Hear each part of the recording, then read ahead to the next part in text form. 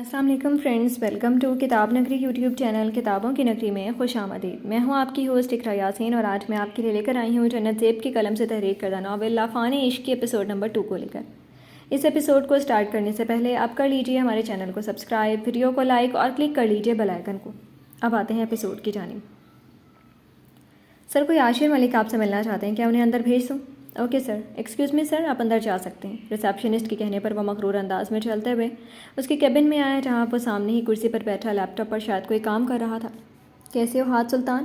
تم سے دوبارہ ملاقات کر کے خوشی ہوئی۔ اس کے سامنے پڑے سنگل صوفے پر بڑے ہی مغرور انداز میں ٹانگ پر ٹانگ رکھ کر بیٹھتے ہوئے عاشر نے مسکراتے ہوئے اسے مخاطب کیا، جس پر ہاتھ نے نظریں لیپ ٹاپ کی اسکرین سے ہٹائیں اور اس کی جانب دیکھتے ہوئے اپنے دونوں بازو سینے پر باندھے اور کرسی کی بیک سے ٹیک لگا کر بیٹھا۔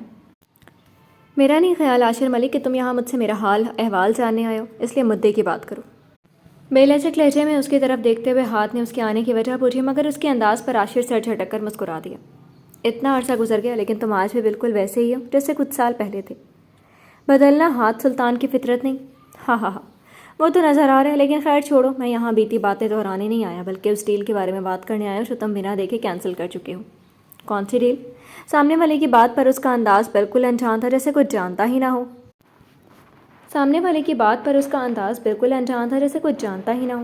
ملک گروپ آف انڈسٹری کے ساتھ جو ڈیل تم سائن کرنے والے تھے، لیکن عین موقع پر تم نے انکار کر دیا۔ اپنے ساتھ لائی فائل ہاتھ کے سامنے رکھتے ہوئے عاشر نے اپنا مدعا بیان کیا۔ جب ڈیل میں کینسل کر چکا ہوں تو پھر یہاں آ کر اپنا اور میرا وقت برباد کیوں کر رہے ہو؟ دیکھو ہاتھ، تمہارے اور میرے تعلقات ایک طرف، لیکن یوں اپنی آپسی رنجشوں کو ہمیں کام کے بیچ میں نہیں لانا چاہیے۔ اگر ہم ایسی رنجشیں کام میں لائیں گے تو نقصان ہم دونوں کا ہی ہوگا۔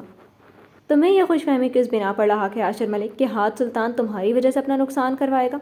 عاشر کی وضاحت پر اس نے آئی برو جھکا کر جس انداز میں سوال کیا، اس پر عاشر ملک ایک پل کو ٹھٹکا۔ اگر بات یہ نہیں تو پھر تم نے ڈیل کینسل کیوں کی؟ تمہارے ان بیتو کے سوالوں کا جواب دینے کا میرا کوئی ارادہ نہیں عاشر ملک، اس لیے مزید میرا وقت برباد مت کرو۔ دروازہ وہاں ہے، تم جا سکتے ہو۔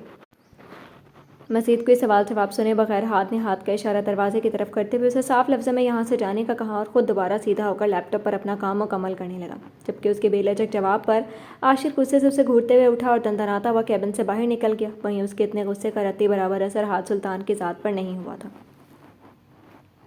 ہائے یار، یہ ہمارے نئے سر کتنے ہینڈسم اور ڈیشنگ ہیں۔ مجھے تو ذرا امید نہیں تھی کہ کلاس شروع ہوتے ہمیں اتنے ہینڈسم سر مل جائیں گے۔ مہرماں، زوبیہ اور انوشا تینوں بریک کے وقت کینٹین میں بیٹھی کولڈ ڈرنک کے ساتھ سموسے کھا رہی تھی۔ جب ایک سموسہ ختم کرنے کے بعد دوسرا سموسہ ہاتھ میں پکڑتے ہوئے مہرماں نے نہایت دل پھینک انداز میں ان دونوں سے بولا، جو نہ جانے کتنی بار اس کے منہ سے یہی بات سن چکی تھی، شرم کرو مہرو، وہ ہمارے استاد ہیں۔ اپنی کولڈ ڈرنک کا گھونٹ بھرتے ہوئے زوبیہ نے اسے شرم دلائی۔ اوہو، شرم کو سائڈ پہ رکھو، مجھے تو اب انتظار ہے کل کا۔ جلدی سے کل آئے اور میں دوبارہ سر ارشان کی کلاس لوں۔ ہائے کاش ان کے ساتھ ہماری کوئی اور کلاس بھی ہو، کاش باقی کی 2 کلاسز سر ارشان ہی لیں۔ بجائے شرم کرنے کے مہرماں نے الٹا چچورے پن کی انتہا ہی کر دی۔ اگر سر ارشان کو معلوم ہو گیا نا کہ تمہارے ان کے بارے میں ایسے چچورے خیالات ہیں تو یقین کرو کلاس کے دوسرے دن ہی تمہاری واٹ لگ جائے گی۔ اس کے چچورے پن پر ہنستے ہوئے اس بار انوشا نے جواب دیا، اب ایسی بھی کوئی بات نہیں، اتنے سویٹ سے ہیں سر، دیکھا نہیں تھا کیسے پیار سے ایک پوائنٹ سمجھا رہے تھے۔ اچھا بس بھی کر دو مہرو، یہ سر ارشان نام اور جلدی سے اپنے سموسے ختم کرو، بریک ختم ہونے والی ہے۔ اگلی کلاس بھی لینی ہے تمہیں کہ نہیں؟ ویسے دل تو بالکل بھی نہیں، لیکن خیر آج پہلا دن ہے تو لے لوں گی۔ کیا ہوا تمہیں، تم کیوں نہیں کھا رہی؟ اگلی کلاس کے ذکر پر کڑوا سا منہ بنا کر بولتے ہوئے مہرماں نے انوشا سے سوال کیا، جس کا سموسہ اب بھی ویسے ہی پڑا تھا جبکہ وہ خود دوسرے سموسے کھانے کے بعد تیسرا سموسہ ختم کر رہی تھی۔ نہیں مجھے نہیں کھانا، میں تو بس کولڈ ڈرنک ہی پیوں گی۔ یار تم سموسے کیسے چھوڑ سکتی ہو، اتنے مزے کے تو ہیں، مجھے اتنے پسند نہیں بس اس لیے۔ چلو جی، تمہیں سموسے نہیں پسند، کیا عجیب لڑکی ہو۔ خیر اگر تمہیں نہیں کھانا تو لاؤ میں کھا لیتی ہوں۔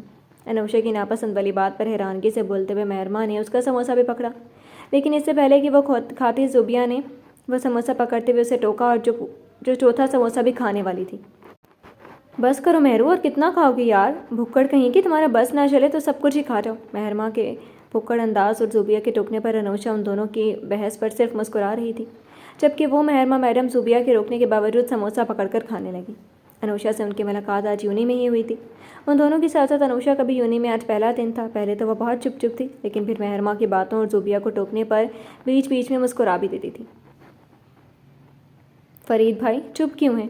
بولیں بھی، اب یہ مت بولیے گا کہ آپ کچھ نہیں جانتے، کیونکہ ہم سب جانتے ہیں آپ اس بارے میں لائل نہیں، اس لیے جو بھی بات ہے سچ سچ بتائیے گا۔ وہ چاروں بھائی اس وقت گول دائرہ بنا کر فرید کو گھیرے میں لیے ہوئے سوالوں کی بوچھاڑ کر رہے تھے، جبکہ ان سب میں تعمیر سلطان بھی نہایت پرتجسس انداز میں فرید کے جواب کا انتظار کر رہے تھے، جو کشمکش میں ان سب کی متجسس شکلیں دیکھ رہا تھا، جبکہ ساتھ ساتھ اس کی نگاہیں سوہان کے موبائل پر بھی تھیں، جس میں کل والی تمام تصویریں موجود تھیں۔ مجھ سے سوال کرنے کی بجائے آپ سب ہاتھ سے خود ہی کیوں نہیں پوچھ لیتے کہ اس کا اور ڈاکٹر عائرہ کا آپس میں کیا تعلق ہے؟ جب فرید کو کچھ سمجھ نہ آئی تو اس نے الٹا ان سب کو ہاتھ سے پوچھنے کا ہی مشورہ دیا۔ آپ اچھے سے جانتے ہیں فرید بھائی کہ ہاتھ بھائی ہمیں جواب نہیں دیں گے، اور نہ ہی ہم میں سے کسی میں اتنی ہمت ہے کہ ان سے کوئی سوال کر سکیں۔ ہاں تو پھر مجھے بلی کا بکرا کیوں بنا رہے ہو؟ ذوحان کے جواب پر وہ چڑھتے ہوئے بولا۔ یار فرید بھائی، آپ تو دوست ہیں ہاتھ بھائی کے، اب کیا اپنے دوست کے لیے اتنا نہیں کر سکتے؟ آپ بتاتے نا ہمیں، ہم بس آپ سے ہی امید ہے سچائی کی۔ اب کی بار ذوحان نے اسے ایموشنلی بلیک میل کرنا ضروری سمجھا تھا کہ وہ کسی بھی طرح انہیں سب بتا دے۔ اچھا ٹھیک ہے، لیکن وعدہ کریں آپ سب کوئی بھی ہاتھ کو یہ نہیں بتائے گا کہ میں نے آپ کو سب کچھ بھی بتایا ہے۔ ہار مانتے ہوئے فرید نے ان سب سے اپنی جان کے سلامتی کے لیے وعدہ مانگا، جس پر ان سب نے فوراً سے سر ہاں میں ہلاتے ہوئے جیسے وعدہ کیا۔ عائرہ اور ہاں دونوں ایک ہی یونیورسٹی سے گریجویٹ ہوئے تھے۔ ان دونوں کی پہلی ملاقات ایک سپیچ کمپٹیشن میں ہوئی تھی، جہاں ان دونوں نے ایک ساتھ سپیچ میں حصہ لیا تھا۔ ان دونوں کی سپیچ سب کو بہت زیادہ پسند آئی تھی، جس پر ان دونوں نے فرسٹ پرائز بھی لیا۔ اس دن کے بعد اکثر کبھی آتے جاتے ان دونوں کا آمنا سامنا ہو جاتا تھا۔ اس بیچ نہ جانے کب لیکن عائرہ کو تو ہاتھ شاید پہلی نظر میں پسند آ گیا تھا، لیکن ہاتھ نے کوئی خاص رسپانس نہ دیا۔ وقت گزرتا گیا اور وقت گزرنے کے ساتھ ساتھ عائرہ کے دل میں ہاتھ کے لیے فیلنگز بھی بڑھتی ہی گئیں۔ وہیں کہیں نہ کہیں ہاتھ کو بھی عائرہ باقی لڑکیوں سے تھوڑی الگ اور میچیور سے لگی، جو دوسری لڑکیوں کی طرح اس کا پیچھا یا چھچوری حرکتیں نہیں کرتی تھی، بلکہ وہ بہت سادہ سے مزاج کی لڑکی تھی۔ اس کا یہی سادہ انداز کہیں نہ کہیں ہاتھ کو بھی اچھا لگنے لگا تھا۔ یہی وجہ تھی کہ کبھی کبھی وہ دونوں ایک دوسرے سے بات کر لیا کرتے تھے، لیکن پھر وہ وقت آیا جب ہاتھ نے محض اس بنا پر عائرہ کا دل توڑ دیا کیونکہ عائرہ نے اسے شادی کے لیے پرپوز کیا تھا۔ ہاتھ کو لگا شاید اس کا وہ بھولا پن، سادگی سب جھوٹ ہے، وہ سب کچھ وہ صرف اس کی اٹینشن حاصل کرنے کے لیے کر رہی تھی۔ یہ ہمارے فیئر ویل پارٹی کی رات کی بات تھی۔ ہمیں یونی کی طرف سے فیئر ویل پارٹی دی گئی تھی، جس کی ساری تیاری ہمارے جونیئرز مطلب عائرہ اور اس کی کلاس نے کی تھی۔ اس رات جب پارٹی ختم ہوئی تو سب کے جانے کے بعد عائرہ نے ہاتھ کو اکیلے میں باہر بلایا اور شادی کے لیے پرپوز کر ڈالا۔ پہلے تو ہاتھ کا اس کو یہ پرپوزل عجیب لگا، لیکن پھر نہ جانے اسے کیا ہوا کہ اس نے عائرہ کو انکار کر دیا، یہ کہہ کر کہ اس کی زندگی میں کسی عورت کی کوئی جگہ نہیں، وہ اسے پسند نہیں کرتا اور نہ کبھی کسی سے شادی کرنا چاہتا ہے۔ اس کے انکار پر عائرہ کو دکھ ہوا، لیکن پھر بھی اس نے اسے سمجھانا چاہا کہ وہ اس کا انتظار کر لے گی، وہ جب وہ چاہے گا تب اس سے شادی کر لے گی، مگر ہاتھ نے سختی سے اسے منع کر دیا کہ وہ ایسا کچھ نہیں کرے گی، وہ چلی جائے اور اپنی پڑھائی پر دھیان دے۔ اس کا دل توڑ کر وہ وہاں سے چلا گیا، پیچھے عائرہ کے ہاتھ میں سوائے اس کے انکار کے اور کچھ نہ بچا۔ اس دن کے بعد ہاتھ نے دوبارہ کبھی اس سے کوئی ملاقات نہیں کی، بلکہ عائرہ نے بھی اس سے ملنے یا بات کرنے کی کوشش نہیں کی۔ ساری بات لفظ بہ لفظ ان سب کے کوچ گزار کرتے ہوئے فرید نے گہرا سانس لیا، مگر اس کی ساری بات سن کر ان سب کے چہرے پر سنجیدگی کا ٹیگ لگ گیا اور وہ سب ایسے خاموش تھے جیسے نہ جانے فرید نے انہیں کیا بتا دیا ہو۔ ایک منٹ، اگر بھائی انکار کر چکے تھے تو پھر یہ ساری تصویریں اور اسکیچز کا کیا مقصد ہے؟ شہادت کی انگلیاں ہونٹوں پر رکھ کر بہت سوچتے ہوئے ارشان نے سوال کیا۔ اب یہ تو مجھے نہیں پتا، کیونکہ میں جتنا جانتا تھا وہ سب بتا دیا۔ اب موصوف کے ذہن میں کیا چل رہا ہے کیا نہیں، یہ تو وہی بہتر بتا سکتا ہے۔ ارشان کے سوال پر فرید نے صاف لہجے میں بولتے ہوئے ہاتھ کھڑے کی، کیونکہ وہ سچ میں بس اتنا ہی جانتا تھا۔ بیچاری ڈاکٹر عائرہ کتنا دکھ ہوا ہوگا، انہیں پتہ نہیں انہوں نے خود کو کیسے سنبھالا ہوگا بھائی کے انکار کے بعد۔ اپنے بھائی کے ظلم پر ذوحان کو عائرہ سے دلی ہمدردی ہوئی۔ صحیح کہا تم نے، اتنی اچھی اور سلجھی ہوئی ہیں، وہ بھائی کو ایسے انکار نہیں کرنا چاہیے تھا انہیں۔ ذوحان کے ساتھ ساتھ ارمان کو بھی عائرہ سے ہمدردی ہوئی۔ مجھے تو یہ پتا تھا کہ میرا بیٹا سخت دل کا مالک ہے، مگر یہ نہیں پتا تھا کہ سخت ہونے کے ساتھ ساتھ وہ بے حس بھی ہے۔ بیچاری بچی کا دل توڑ دیا، یہ بھی نہیں سوچا کہ وہ اسے اتنی محبت کرتی ہے۔ اپنی بیٹے کی حرکت پر غصہ آنے کے ساتھ ساتھ تعمیر سلطان کو عائرہ سے ہمدردی کا احساس بھی ہوا، جبکہ ان کے ساتھ یہی خیال ارشان اور فیضان کا بھی تھا۔ سوچنے والی بات تو یہ ہے کہ اگر بھائی نے ڈاکٹر عائرہ کو انکار کر دیا تھا تو پھر ان کی تصویریں اور اسکیچز کیوں بنائیں؟ ان سب کے بعد تو یہی مطلب نکلتا ہے کہ ہو نہ ہو بھائی بھی انہیں پسند کرتے ہیں، لیکن مسئلہ پھر وہی آ جاتا ہے کہ پسند تھی تو انکار کیوں کیا؟ اس لیے تو کہتے ہیں ہاتھ سلطان کو سمجھنا مشکل ہی نہیں ناممکن ہے۔ عجیب انسان ہے، پہلے لڑکی کو انکار کر دیا، پھر بیٹھ کر اس کی تصویریں اپنے ہاتھوں سے بناتے رہے، کمال ہے بھائی۔ فیضان کی الجھن پر ارمان نے الجھتے ہوئے بولا، کیونکہ نہ تو انہیں اس کے انکار کی وجہ سمجھ آ رہی تھی اور نہ ہی اسکیچز بنانے کی۔ وہ جتنا سوچ رہے تھے اتنا ہی الجھن کا شکار ہو رہے تھے کہ آخر ان کا بھائی چاہتا کیا ہے۔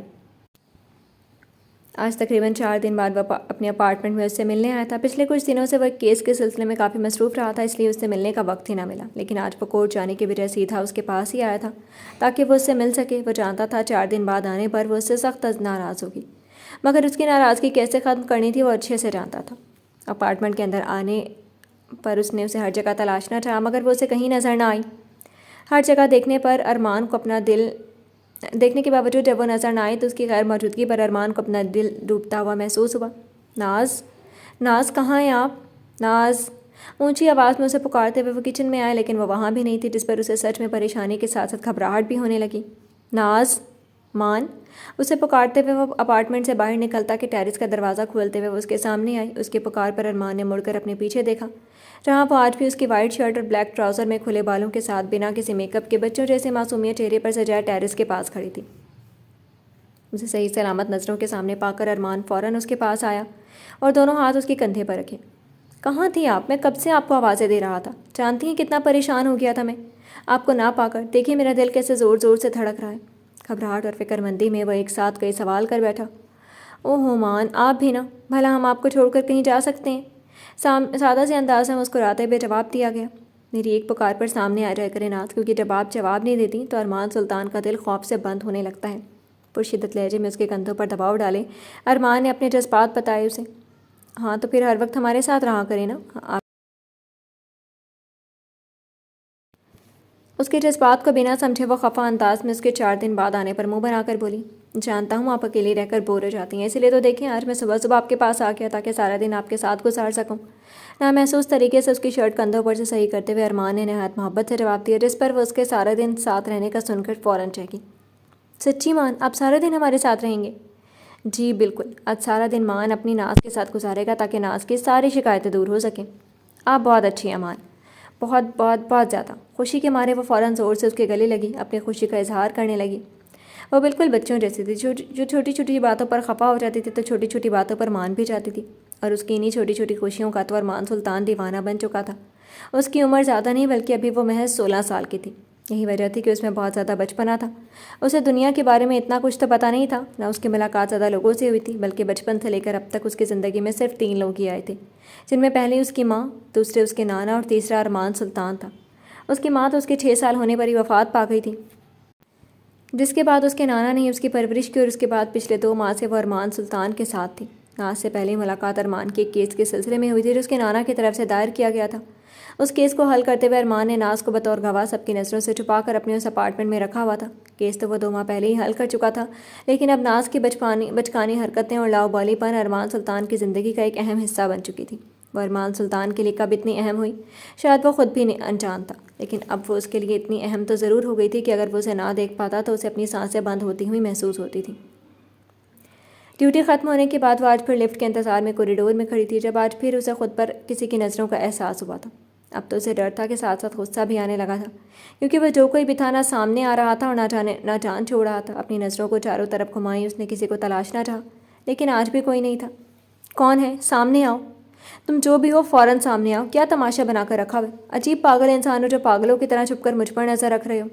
आज वह तंग आकर बोल ही पड़ी थी, क्योंकि रोज़ रोज़ के डर से अच्छा था वह जो कोई था उसके सामने आता ताकि उसे मालूम तो होता कि वो है कौन। मैं जानती हूँ कि तुम मुझे सुन रहे हो। अगर तुम अभी फ़ौरन सामने नहीं आए तो मजबूरन मुझे पुलिस के पास जाना पड़ेगा। मैं नहीं जानती तुम मुझ पर नज़र क्यों रख रहे हो, लेकिन देखो तुम जो भी हो मुझे अपनी शक्ल दिखाओ, सामने आओ मेरे फ़ौरन। अपने लहजे में सख्ती लाए वो चारों तो और देखते हुए उस अनजान को बुलाने लगे, मगर कोई भी सामने नहीं आया। देखो हिम्मत है तो सामने। अभी वो कुछ और बोलते कि अपने पीछे से कदमों की आवाज़ पर पलटी, लेकिन अपने पीछे खड़े शख्स को देखकर उसकी आंखें हैरत और शौक की ज़्यादती से फटी की फटी रह गईं। उसे तो यकीन करना मुश्किल था कि जिस शख्स को वह देख रही है क्या हकीकत में वही था या कोई और। आप एक मिनट मुझ पर नज़र आप रख रहे थे? हाथ का इशारा उसकी जानिब करके वह हैरत और शौक में समझ ही ना पाई कि पूछे क्या।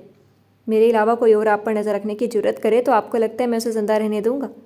हेज़ल ग्रे आंखों में चमक और लहजे में पॉजिटिवनेस लिए वह बोला तो आयरा उसके अंदाज पर उलझ कर रह गई। मैं जान सकती हूँ कि आप मुझ पर छुपकर नज़र किस हक़ से रख रहे हैं हाथ सुल्तान? उसे बिल्कुल उम्मीद नहीं थी कि वैसी वैसी कोई हरकत कर सकते। उसे तो ज़रा सख्ती से सवाल करने लगी। आप ही ने कहा था कि मैं आपके सामने ना हूँ, तो बस बिना सामने आए आप पर नज़र रख रहा था। सादा अंदाज में रिटाई से जवाब दिया गया। आप सीधी तरह बता क्यों नहीं देते हाथ? क्या आप आखिर मुझसे चाहते क्या हैं? ये बचकानी हरकत करके आप क्या साबित करना चाहते हैं? उसके ढीठपन पर गुस्से से बोलते हुए वह चलकर उसके पास आई। मेरी चाहत सिर्फ आप हैं आयरा, और मैं आपसे सिर्फ आपकी रजामंदी चाहता हूँ। 2 कदम उसके करीब आने पर वो अपनी बात पर जोर देते हुए बोला, मगर उसकी बात पर आयरा मज़ीद उलझ गई। उसे वो पागल ही तो लग रहा था। मुझे? آپ شاید بھول رہے ہیں حاج سلطان کہ آج سے ٹھیک 4 سال پہلے آپ بتاتے خود مجھے انکار کر چکی ہیں، یہ بول کر کہ آپ کی زندگی میں میری کوئی جگہ نہیں، آپ مجھ سے محبت نہیں کرتے، تو پھر اب 4 سال بعد اس بات کا کیا مطلب ہے؟ اپنے غصے پر بمشکل قابو پاتے ہوئے وہ ذرا سخت لہجے میں بولی۔ اسے تو بالکل بھی سمجھ نہیں آ رہی تھی کہ وہ آج سے اس سے یہ سب باتیں کیوں کر رہے، جبکہ اس کے پرپوزل کو وہ ٹھکرا چکا تھا۔ تب میرے انکار کی وجہ تھی آئرہ۔ تو پھر آپ کی وہ وجہ آج بھی آپ کو درکار ہے حاج سلطان؟ آئرہ میری بات سنیں، میں آپ کو سمجھا، مجھے کچھ نہیں جاننا، کچھ نہیں سمجھ رہے ہاتھ، خدا کے لیے مجھ پر رحم کھائیں۔ آپ کی ٹھکرا دینے کے بعد میں نے اپنے احساسات کو بہت مشکل سے سنبھالا، خدا کے لیے یہ سب بول کر دوبارہ میرے زخموں کو کریدنے کی کوشش مت کریں، میں اتنی صابر نہیں ہوں کہ دوبارہ ٹوٹ کر اپنے دل کی کیچڑیوں کو سنبھال سکوں۔ خدا کے لیے میرا پیچھا مت کریں، جیسے 4 سال پہلے آپ مجھے چھوڑ کر چلے گئے تھے، اب بھی چلے جائیں مجھے اور مت آزمائیں پلیز۔ اس کی وضاحت کو سنے بغیر وہ اس کے سامنے ہاتھ جوڑتے ہوئے بولی، جبکہ بولتے بولتے اس کی آنکھوں سے نہ جانے کتنے آنسو رخساروں پر بہے تھے۔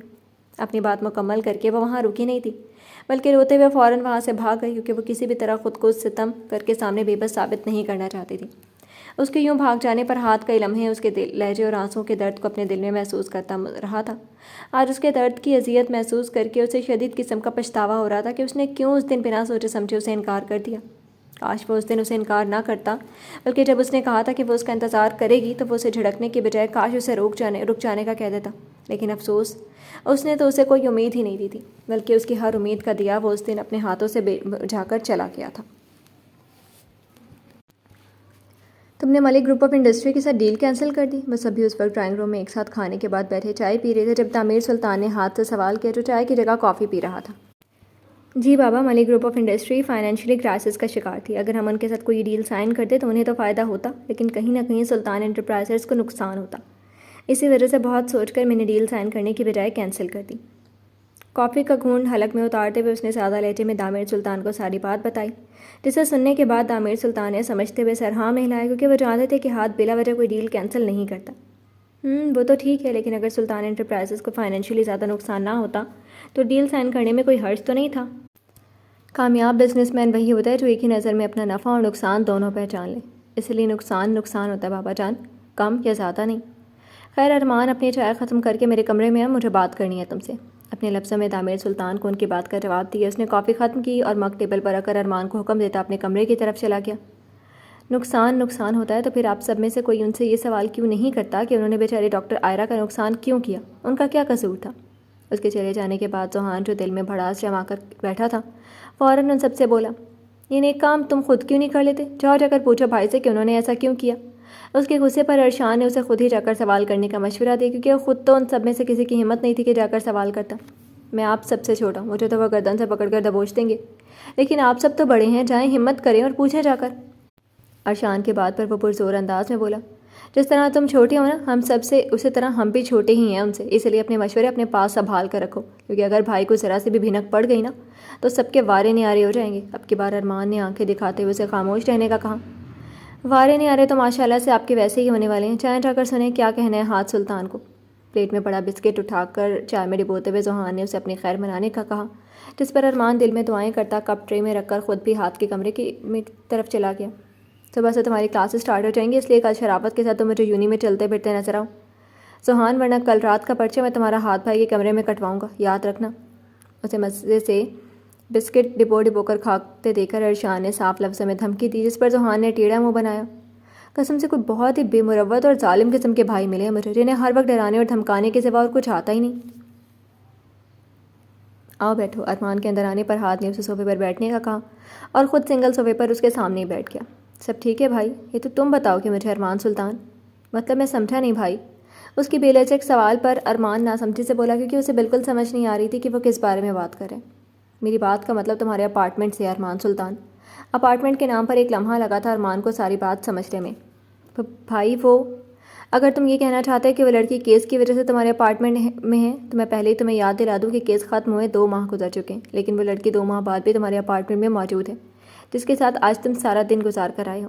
اس سے پہلے کہ ارمان اسے کچھ کہتا، ہاتھ نے خود ہی ساری بات بول دی، اور اس کی ساری بات سننے کے بعد ارمان کے پاس کوئی جواب تھا کب؟ وہ تو مجرموں کی طرح سر جھکا کر اس کے سامنے بیٹھا تھا۔